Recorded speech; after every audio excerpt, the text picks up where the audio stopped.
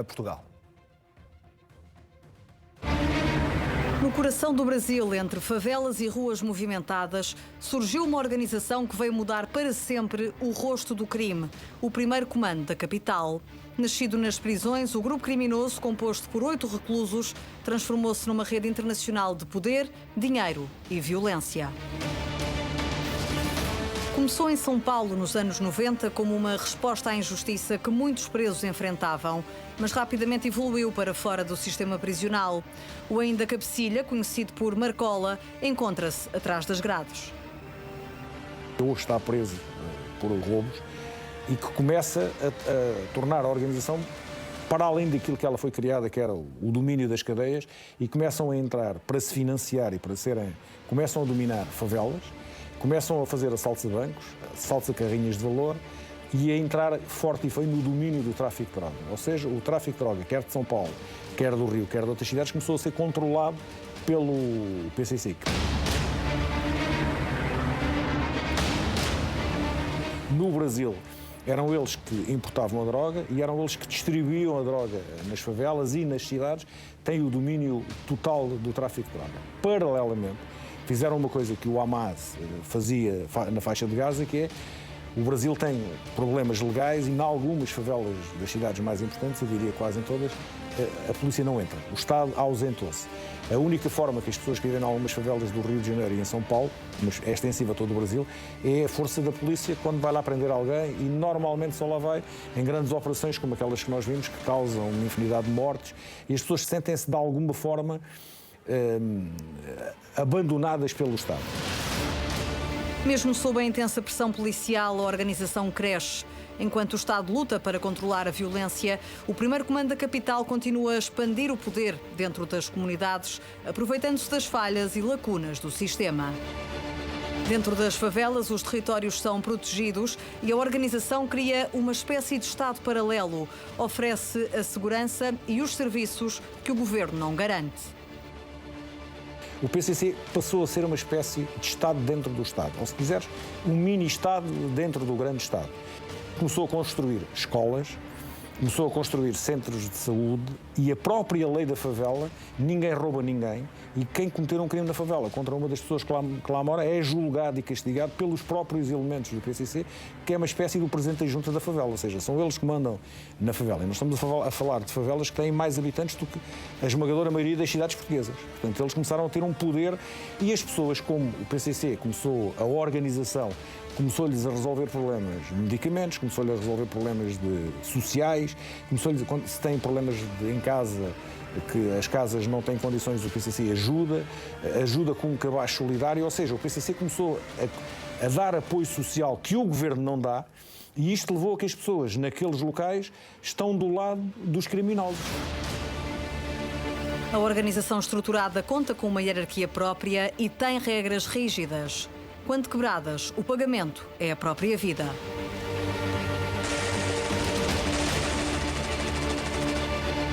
A lealdade é premiada e a traição é punida severamente. Nada é deixado ao acaso. Cada membro segue uma espécie de lei interna que se rege pela disciplina e o silêncio. Os cabecilhas mantêm o controlo absoluto e transformam o medo numa ferramenta de poder. Instituíram um código de honra nas cadeias, em que quem não cumprisse o código pagava com a vida. Também nestes bairros eles instituíram esse código e, portanto, é muito difícil depois ao Estado, quando nós vimos esta operação a última, primeiro porque a grande maioria dos jovens que aparecem nas favelas, o seu objetivo ou o seu sonho é pertencer à organização terrorista, porque isso dá-lhe estatuto social, dá-lhe dinheiro e dá-lhe a possibilidade de ter uma vida melhor do que se não pertencer. Os números não enganam. As mais recentes estimativas apontam para 40 mil membros pertencentes ao primeiro comando da capital no Brasil. E a rede não está só nas cadeias e favelas. O grupo construiu várias alianças e isso cria um poder invisível, capaz de influenciar decisões. A presença é estendida a inúmeros setores da sociedade, desde as pequenas comunidades aos grandes centros urbanos. São elementos da alta finança que têm esquemas orientados para gastar dinheiro sujo e depois investem dinheiro sujo que depois, a seguir, transacionam os bens para ficar com o dinheiro lavado para chegar ao Brasil. nós temos investidores de outras áreas que compraram clubes de futebol, a estrutura, e uns são negócios lícitos, de pessoas que querem investir normal, outros são negócios ilícitos, inclusive na compra de passos de jogadores de futebol. Ou seja, o que é o branqueamento de capital? É nós termos dinheiro que vem de uma atividade criminosa e que não posso ir ao banco depositar 5 milhões de euros ou 6 milhões de euros porque perguntam-me de onde é que eu fui buscar. O primeiro comando da capital infiltra-se silenciosamente nos negócios e estabelece relações com quem detém poder, criando mecanismos de influência que tornam as operações indetetáveis. Cada território é estudado e cada movimento é calculado. A organização transforma o caos em oportunidade, tornando-se cada vez mais difícil de rastrear e neutralizar. Entre os milhares de membros é exercido um controlo psicológico e o medo não vem apenas da violência, mas da presença constante de quem pune e recompensa segundo as regras da organização. Portugal é um território estratégico para o primeiro comando da capital, onde criminosos se escondem e tentam escapar ao radar da justiça. No ano passado, a Polícia Judiciária deteve 24 suspeitos procurados no Brasil. O balanço mais recente aponta para cerca de 1000 pessoas ligadas ao primeiro comando da capital que vivem e operam em Portugal, principalmente na região de Lisboa. O território nacional está no radar de uma das maiores organizações criminosas internacionais.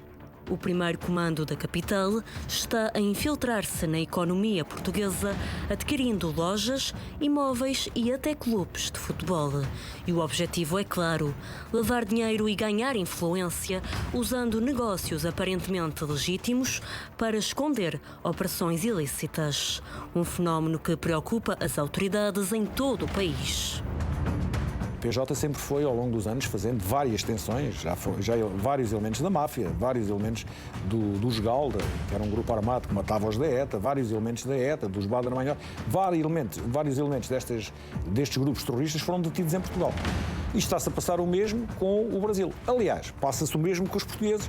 Nós temos uma quantidade de portugueses que foram condenados à justiça e que fugiram para o Brasil. Vários. Ou para a África, porque pelo mesmo motivo, pelo motivo da língua. E, portanto, normalmente quem tem meios financeiros e é perseguido pela justiça não fica à espera que o prendam e foge. E nós temos vários elementos do Brasil hoje, vários, que não são todos do PCC. Tivemos outros que, de facto, tinham alguma ligação ao PCC no Brasil, ou seja, os crimes que eles tinham cometido era no Brasil e que foram presos cá em Portugal e extraditados para o Brasil. Elementos do PCC presos em Portugal por crimes cometidos em Portugal não chegavam a uma dezena. No país, o primeiro comando da capital não atua à vista de todos. Pelo contrário, move-se longe da violência explícita que marcou a história do grupo no Brasil. As autoridades acreditam que a atuação do PCC em território nacional concentra-se num único negócio: o tráfico de droga. Numa primeira fase, eles não tinham cá ninguém. E aquilo que sucedia era que havia muitos carregamentos que se perdiam, em que o destinatário dizia que não recebia a droga, ela tinha sido exportada e os brasileiros começaram a perceber, o PCC começou a perceber, que provavelmente ela chegava cá e depois nós dizíamos, afinal não chegou, e o lucro ficava todo para a organização de cá. E aquilo que o PCC começou a fazer foi simples, foi colocar homens deles em Portugal para terem a certeza que a droga chega a Portugal, muitas vezes até para fazerem as descargas de droga, para entregarem depois às cadeias de distribuição portuguesas e europeias e receberem o dinheiro para a organização. O PCC pôs cá pessoas para controlar a chegada da droga, para controlar a entrega da droga e para controlar o recebimento dos dinheiros deste negócio, que são os milhões que circulam. E, portanto, é esta a estrutura do PCC cá em Portugal, tem a ver com estes operacionais que estão para receber a droga, para entregar e para receber o dinheiro. Isto levou a uma outra estrutura, essa muito mais fina, a estrutura do colarinho branco, que é a estrutura que depois branqueia este dinheiro para ele chegar ao Brasil e chegar às organizações já devidamente branqueado. E esta já não é formada por operacionais, é formada por gestores, por economistas, por advogados, que têm a função de investir o dinheiro da droga, depois, sei lá, comprando casas caríssimas, apartamentos, bens, que depois lhes permitem transacioná-los a seguir. A presença é discreta, mas estratégica, inserida em rotas internacionais, redes de distribuição e lavagem de dinheiro. Um crime silencioso, altamente lucrativo. Esta é a organização do PCC em Portugal, que não tem nada a ver com a organização do Brasil.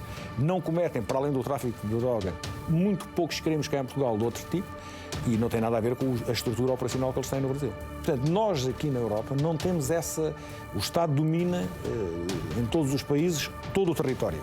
Não há uma zona cinzenta onde haja uma organização que não seja controlada pelo Estado ou que não preste contas. Nós não temos às vezes, quando alguém mata o vizinho do lado, mas nós temos institutos de justiça privada, em que se alguém assaltar no bairro da Cova da Moura, junta-se, ou noutro bairro social, junta-se a um tribunal e condena-no à morte ou condena-no a sevícias porque cometeu um crime lá. A língua é um dos principais fatores para Portugal ter passado a ser um território estratégico.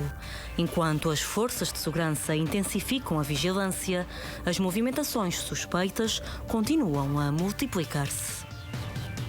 Se o PCC é dominante hoje no Brasil na exportação de cocaína, obrigatoriamente ela vem para Portugal. Portugal tem uma costa enorme, a Espanha também, que é difícil patrulhar e monitorizar cada centímetro de costa. E por outro lado, a América Latina, a ironia do destino, falam quase todos, ou falam português ou falam castelhano. E, portanto, nós temos este tráfico de droga que vem do Brasil para Portugal, porque temos a mesma língua, é fácil a um brasileiro instalar-se em Portugal e entrar na nossa sociedade. E os outros países, os que falam castelhano, a porta de entrada da droga exportada por eles é a Espanha. E, portanto, nós temos aqui, nós e os espanhóis, dividimos na Europa este exclusivo. Apesar das semelhanças, as realidades são diferentes. O primeiro comando da capital, no Brasil, atua em conflito aberto, enquanto em Portugal a atuação é mais discreta. Para as autoridades, isso significa que as movimentações do grupo serão sempre adaptadas ao contexto local e às limitações. Ainda assim, continua a ser exigida uma vigilância constante e uma resposta rápida. Porque esta organização que eles têm no Brasil não é montável na Europa, não é montável em Portugal, nem em nenhum país da Europa. Não sei se daqui por 20 ou 30 anos, com a fratura nos Estados europeus do Estado Social, não possamos assistir a alguma coisa dessas. Eu acho que não. A nossa cultura não tem esta cultura que vem do lado de lá. E, portanto, se me pergunta se eles podem operar em Portugal, podem, assim como há portugueses que operam no Brasil, se o PCC, a forma organizativa do PCC ou do Comando Vermelho, como eles estão organizados no Brasil, se é transferível para Portugal, eu dir-lhe-ia com toda a certeza, hoje não, e no futuro quase certeza que também não. Além de um território estratégico, Portugal tornou-se também um refúgio. Um país que é visto por criminosos internacionais como uma porta de entrada para a Europa e, em alguns casos, um esconderijo. Fugitivos de outros países escolhem terras portuguesas para desaparecer do radar da justiça.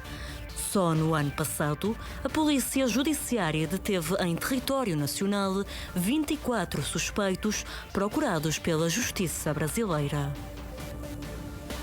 Nós temos pessoas que compram casas ou alugam casas e os vizinhos são sempre diferentes. E nós não estranhamos porque é zonas de praia, zona de férias e, portanto, é fácil a alguém que é procurado pela Justiça passar despercebido nessas zonas. É muito mais difícil numa cidade do interior em que moram sempre as mesmas pessoas, todos conhecem uns aos outros. Se for para lá morar alguém que não é de lá, rapidamente é referenciado. Nestas zonas, nestas cidades costeiras, isso é mais difícil de ocorrer. E, portanto, Portugal sempre foi ao longo dos anos.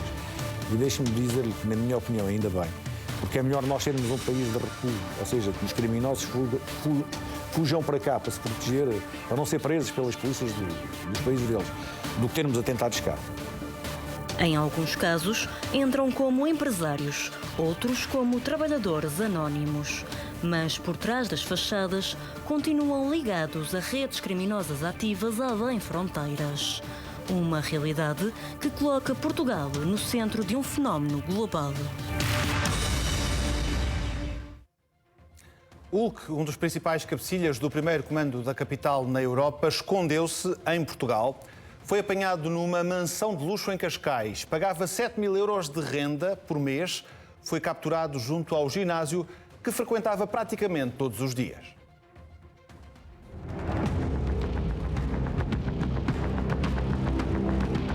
Entre os casos mais recentes, há um nome que se destaca: Igor Daniel Zago, conhecido por Hulk e considerado um dos principais cabecilhas do primeiro comando da capital na Europa.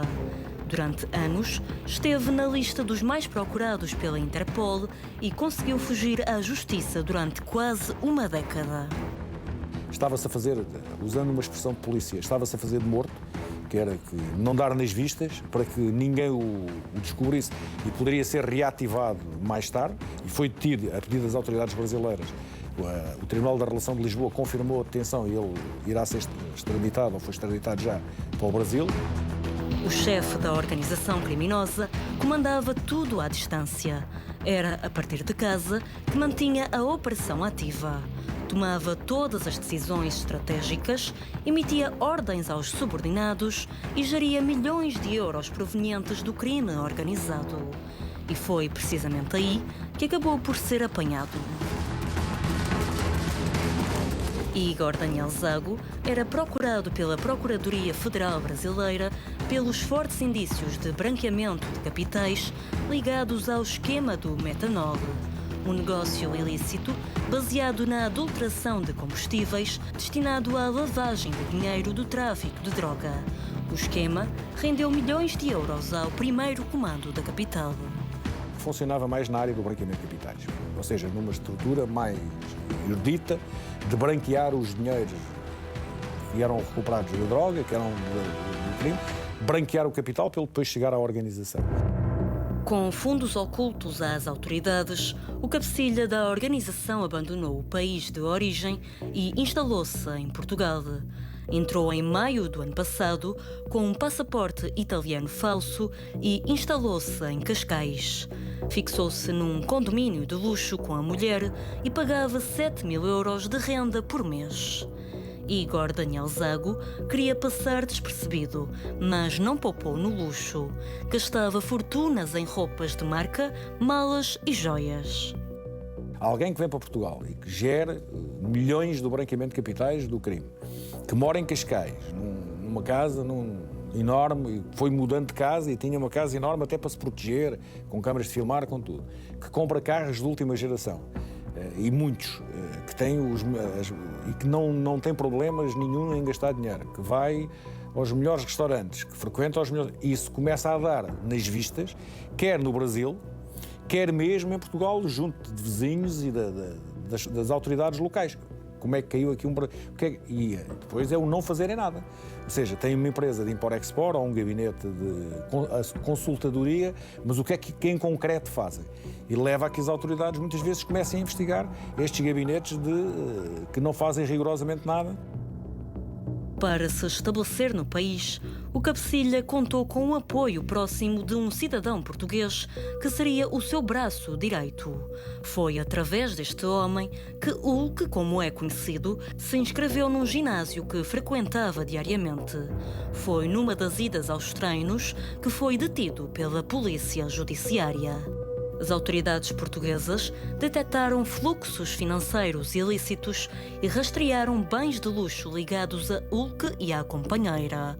Entre eles, viaturas luxuosas e verbas suspeitas nas contas bancárias. É lógico que ele mexe com tanto dinheiro que a probabilidade de ele próprio ceder e começar a ter uma vida faustosa é grande.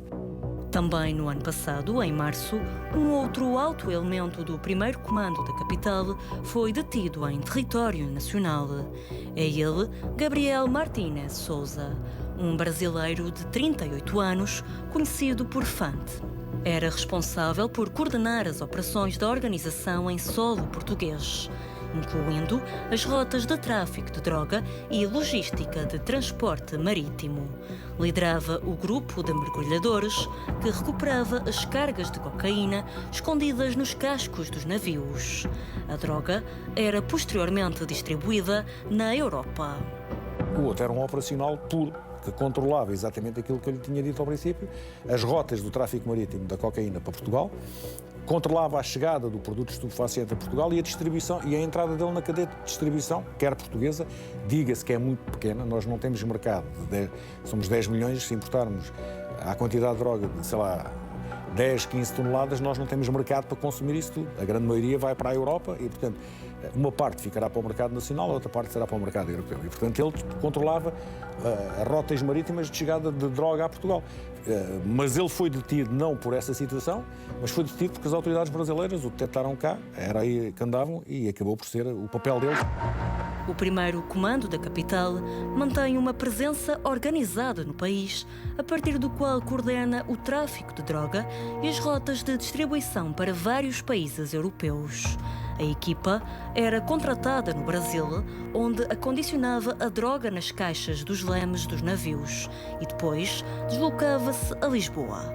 No porto da capital portuguesa eram retiradas embalagens com 100 a 150 quilos de cocaína. Tal como Zago, Gabriel também levava uma vida de ostentação. Vivia numa moradia de luxo em Alcochete, onde foram apreendidas armas de calibre elevado, equipamento de mergulho especializado e outros bens também relacionados com a atividade criminosa. Um deles era mais operacional, participava na operação, na chegada da droga e na sua distribuição, e o outro era estratega do ponto de vista do criminoso de gabinete, que tenta apenas branquear capitais para que os capitais depois chegam limpos, passem de dinheiro sujo a dinheiro limpo e possa chegar à organização. Estas duas grandes detenções ocorrem num contexto em que a Polícia Judiciária tem intensificado a cooperação com a Polícia Federal Brasileira, desde que Portugal se tornou um ponto estratégico na atuação internacional do primeiro comando da capital. Não tínhamos dúvidas. Estes dois foram detidos, foram presos, rapidamente vão aparecer outros dois no lugar deles. E, portanto, não há nenhuma dúvida. O crime tem, à semelhança da física, eu costumo dizer que no crime, tal como na física, a matéria tem horror ao vazio. E, portanto, quando uma peça é presa e o sítio onde ela operava está vazio, vai nascer imediatamente outro. E tivemos agora alguns homicídios, porquê? Porque quer em bairros do Porto, complicados, quer em Lisboa, os traficantes que operavam foram detidos pela PJ, deram lugar a novos traficantes naqueles locais. Quando os velhos saíram da cadeia, deu-se uma guerra de poder, porque os velhos queriam assumir um poder que os novos já não deixaram e tivemos 3 homicídios nesta situação. E, portanto, este é as regras próprias do mundo do crime. A Polícia Judiciária mantém a pressão. A organização avança em silêncio, mas cada passo é seguido de perto. A presença do primeiro comando da capital em Portugal cresce e o cerco aperta. A estrutura recompõe-se e os novos nomes surgem.